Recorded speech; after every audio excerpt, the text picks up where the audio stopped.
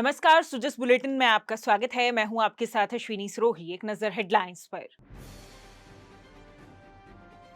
मन की बात कार्यक्रम की 123वीं कड़ी। प्रधानमंत्री ने कहा, अंतरिक्ष के क्षेत्र में भारत ने रचा नया इतिहास। देश के 95 करोड़ लोगों को मिल रहा सामाजिक सुरक्षा योजनाओं का लाभ। राष्ट्रीय सांख्यिकी दिवस पर आरआईसी में आयोजित हुआ राज्य स्तरीय कार्यक्रम। मुख्यमंत्री ने सांख्यिकी के महत्व, सामाजिक आर्थिक विकास में योगदान की दी जानकारी। भरतपुर के रूपवास में हुए हादसे पर मुख्यमंत्री ने जताया दुख। घायलों को समुचित चिकित्सकीय सहायता उपलब्ध कराने के लिए जिला प्रशासन को दिए निर्देश। प्रधानमंत्री श्री नरेंद्र मोदी ने आज मन की बात कार्यक्रम की 123वीं कड़ी में देशवासियों को संबोधित किया। मुख्यमंत्री श्री भजनलाल शर्मा ने मुख्यमंत्री निवास पर मन की बात कार्यक्रम को सुना। प्रधानमंत्री ने अपने संबोधन में हाल ही में भारत के अंतरिक्ष यात्री श्री शुभांशु शुक्ला के इंटरनेशनल स्पेस सेंटर पर पहुंचने की उपलब्धि की चर्चा की। उन्होंने कहा कि अंतरिक्ष के क्षेत्र में भारत ने एक नया इतिहास रचा है। श्री मोदी ने श्री शुभांशु शुक्ला के साथ अपनी बातचीत का भी जिक्र किया। मेरे प्यारे साथियों, इस समय सबकी निगाहें इंटरनेशनल स्पेस सेंटर पर भी है। भारत ने एक नया इतिहास रचा है। मेरी कल ग्रुप कैप्टन शुभांशु शुक्ला से बात भी हुई है। आपने भी शुभांशु से मेरी बातचीत को जरूर सुना होगा। अभी शुभांशु को कुछ और दिन इंटरनेशनल स्पेस सेंटर रहना है। हम मिशंस के बारे में और बातें करेंगे, लेकिन मन की बात के अगले एपिसोड में। प्रधानमंत्री ने भारत को हाल ही में मिली दो बड़ी उपलब्धियों के बारे में भी बताया। उन्होंने कहा कि विश्व स्वास्थ्य संगठन ने भारत को ट्रैकोमा मुक्त घोषित कर दिया है। उन्होंने कहा कि अंतर्राष्ट्रीय श्रम संगठन की एक महत्वपूर्ण रिपोर्ट में कहा गया है कि भारत की 64% से ज्यादा आबादी को किसी न किसी सामाजिक सुरक्षा योजना का लाभ मिल रहा है। मेरे प्यारे देशवासियों, अब मैं आपको देश की दो ऐसी उपलब्धियों के बारे में बताना चाहता हूं जो आपको गर्व से भर देंगी।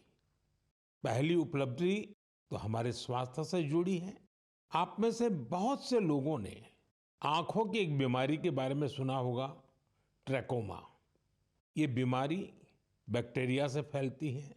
एक समय था जब ये बीमारी देश के कई हिस्सों में आम थी। हमने संकल्प लिया कि ट्रैकोमा को जड़ से खत्म करेंगे।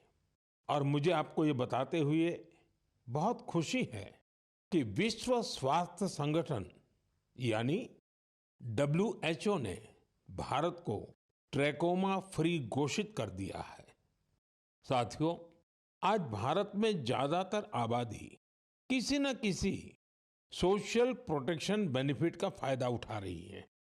और अभी हाल ही में इंटरनेशनल लेबर ऑर्गेनाइजेशन ILO की बड़ी अहम रिपोर्ट आई है। इस रिपोर्ट में कहा गया है कि भारत की 64%, 64% से ज्यादा आबादी को अब कोई न कोई सोशल प्रोटेक्शन बेनिफिट जरूर मिल रहा है। सामाजिक सुरक्षा ये दुनिया की सबसे बड़ी कवरेज में से एक है। आज देश के लगभग 95 करोड़ 95 करोड़ लोग किसी ना किसी सोशल सिक्योरिटी योजना का लाभ पा रहे हैं। मुख्यमंत्री श्री भजनलाल शर्मा ने कहा कि प्रधानमंत्री श्री नरेंद्र मोदी के नेतृत्व में देश तेजी से प्रगति के पथ पर अग्रसर है। वर्ष 2047 तक विकसित भारत के सफर में उपलब्धि के रूप में आए हर एक पड़ाव को वे इस कार्यक्रम के माध्यम से देशवासियों के साथ साझा करते हैं। प्रधानमंत्री देश के हर नागरिक को भी राष्ट्र निर्माण में अपना योगदान देने के लिए प्रेरित करते हैं। उनके प्रेरणादायी उद्बोधन से मन में सकारात्मक ऊर्जा का संचार होता है। मुख्यमंत्री श्री भजनलाल शर्मा ने कहा कि सांख्यिकी वो क्षेत्र है जिसके माध्यम से सरकार जनता की अपेक्षाओं, आकांक्षाओं की पूर्ति कर सकती है। जब आंकड़े सटीक होते हैं तभी हम निर्धारित लक्ष्यों की दिशा में प्रगति का निष्पक्ष मूल्यांकन कर सकते हैं और सुधार के लिए समय रहते कदम उठा सकते हैं।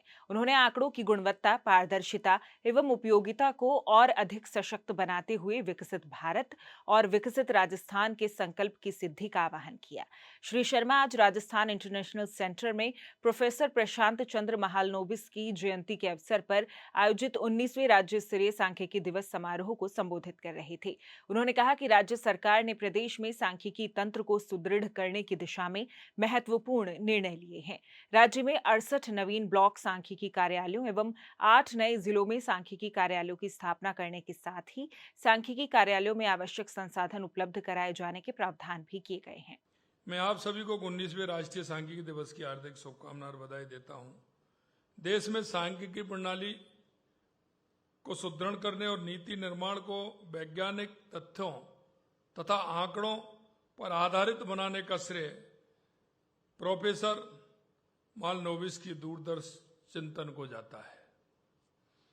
19वां सांख्यिकी दिवस एक विशेष थीम नेशनल सैंपल सर्वे के 75 साल पर मनाया जा रहा है। राज्य का आर्थिक एवं सांख्यिकी विभाग आय के अनुमान तैयार करने, थोक मूल्य सूचकांक, कृषि क्षेत्र के सम्यक तैयार करने, औद्योगिक उत्पादन सूचकांक तैयार करने, भारत सरकार के विभिन्न सर्वेक्षणों में राज्य सैंपल की सूचना संकलित करने, जन्म मृत्यु एवं विवाह पंजीयन आधार, जन आधार योजना एवं पंचगौरव जैसे कार्यों को क्रियान्वित करने में महत्वपूर्ण भूमिका निभा रहा है। हमारी सरकार द्वारा प्रदेश में सांख्यिकी तंत्र को सुदृढ़ करने की दिशा में महत्वपूर्ण निर्णय लिए गए हैं।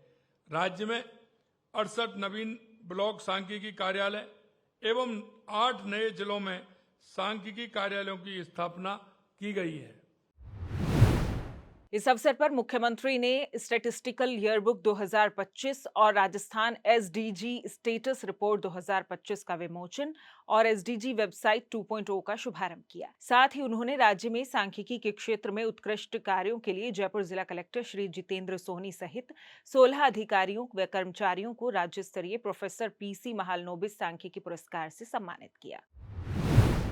मुख्यमंत्री श्री भजनलाल शर्मा ने भरतपुर जिले के रूपवास क्षेत्र में मिट्टी ढहने की दुखद घटना पर गहरा शोक व्यक्त किया है। इस हादसे में हुई जनहानि को मुख्यमंत्री ने अत्यंत पीड़ादायक बताया और दिवंगत आत्माओं के प्रति श्रद्धांजलि अर्पित की। मुख्यमंत्री ने कहा कि भरतपुर के रूपवास क्षेत्र में मिट्टी ढहने की दर्दनाक घटना का समाचार अत्यंत दुखद है। प्रभु श्री राम से प्रार्थना है कि दिवंगत आत्माओं को अपने श्री चरणों में स्थान दे और घायलों को शीघ्र स्वास्थ्य लाभ प्रदान करे। मुख्यमंत्री ने जिला प्रशासन को त्वरित राहत कार्यों में जुटने के निर्देश दिए और ये सुनिश्चित करने को कहा कि घायलों को समुचित और तत्काल चिकित्सकीय सहायता उपलब्ध कराई जाए। और अब बात प्रदेश में मौसम के हाल की। मौसम विज्ञान केंद्र जयपुर के अनुसार अगले 2 से 3 दिनों में हल्की से मध्यम बारिश दर्ज होने की संभावना है। वहीं राज्य में 2 से 6 जुलाई के दौरान भारी बारिश की गतिविधियों में बढ़ोतरी होने की भी संभावना जताई गई है। नमस्कार, मौसम विज्ञान केंद्र जयपुर आपका स्वागत करता है। राजस्थान के दैनिक मौसम की जानकारी कुछ इस प्रकार है। पिछले 24 घंटों में राज्य के कुछ स्थानों पर मेघगर्जन वज्रपात के साथ हल्की से मध्यम व कहीं-कहीं भारी वर्षा दर्ज की गई। उदयपुर, सिरोही, सीकर, जालौर व हनुमानगढ़ के कुछ स्थानों पर मध्यम से भारी वर्षा दर्ज की गई। राज्य में सर्वाधिक वर्षा कोटरा, उदयपुर में 72 मिलीमीटर दर्ज की गई। पश्चिमी राजस्थान के जोधपुर व बीकानेर संभाग में आगामी 3-4 दिन केवल छुटपुट स्थानों पर मेघगर्जन के साथ हल्की से मध्यम बारिश होने की संभावना है। पूर्वी राजस्थान के कुछ भागों में आगामी 2-3 दिन हल्के से मध्यम बारिश तथा जयपुर, भरतपुर, कोटा व उदयपुर संभाग में 2 से 6 जुलाई को कहीं-कहीं भारी बारिश व कहीं-कहीं अतिभारी बारिश होने की संभावना है। 2 से 6 जुलाई के दौरान पुनः मानसून सक्रिय होने व भारी बारिश की गतिविधियों में बढ़ोतरी होने की संभावना है। भारी वर्षा से निचले इलाकों व अंडरपासों में कहीं-कहीं पर जल भराव हो सकता है तथा सड़कों पर जल भराव के कारण यातायात व्यवस्था प्रभावित हो सकती है, जिससे दृश्यता में कमी हो सकती है तथा यातायात दुर्घटना होने की संभावना बढ़ जाती है। वर्षा के समय जल भराव क्षेत्र में लगे बिजली के खंभों से दूरी बनाकर रखें। सुजस बुलेटिन में फिलहाल के लिए इतना ही। फिर होगी आपसे मुलाकात, तब तक के लिए नमस्कार।